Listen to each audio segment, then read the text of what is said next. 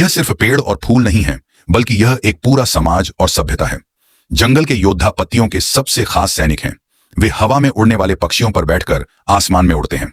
वे पत्तियों से अपना कवच बनाते हैं और हाथों में तेज तलवारें और धनुष थामते हैं।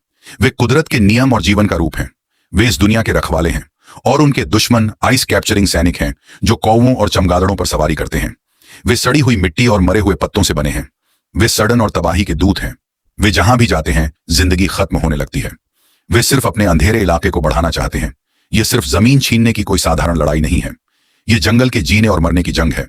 इन बुरे सैनिकों का नेता मैंड्रिक जंगल पर कब्जा नहीं करना चाहता, बल्कि उसे पूरी तरह मिटा देना चाहता है। वह जंगल की रानी से नफरत करता है, जो जीवन और आने वाली पीढ़ी का प्रतीक है।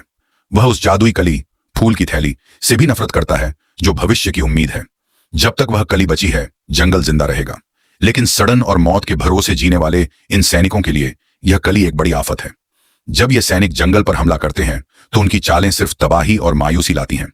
वे जंगल से कोहरे के बादलों की तरह गुजरते हैं और पत्तियां तुरंत सूख जाती हैं। इस नजारे को देखकर आपको तुरंत समझ आ जाता है कि किसी से उसकी जान, जीवन शक्ति छीन लेना क्या होता है। आखिर में जंगल के योद्धा अपने पक्षियों पर सवार होकर पलक झपकते ही जंगल के बीच से निकलते हैं।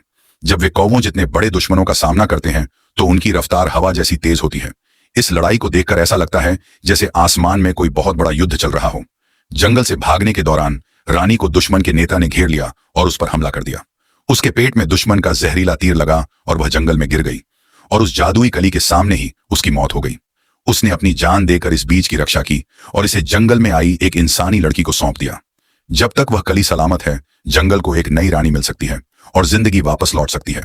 पूरी फिल्म का सबसे हैरान कर देने वाला दृश्य पूर्णिमा की रात का है। ठीक उस पल जब वह कली खिलने वाली होती है, दुश्मनों का नेता उसे रोकना चाहता है। वह अनगिनत चमगादड़ों को हुक्म देता है कि वे चांद की रोशनी को ढक लें, जिससे कली चांद की ताकत को सोख न पाए और धीरे धीरे मुरझाने लगे। तभी जंगल के योद्धा अपने हथियार उठाते हैं और हमले का सामना करने के लिए घेरा बना लेते हैं। उस पल आपको पक्षी और योद्धा एक हरी लहर और काले सैलाब की तरह आपस में टकराते हुए दिखेंगे। चारों तरफ हमला, रोशनी, बारिश और चीख पुकार मच जाती है।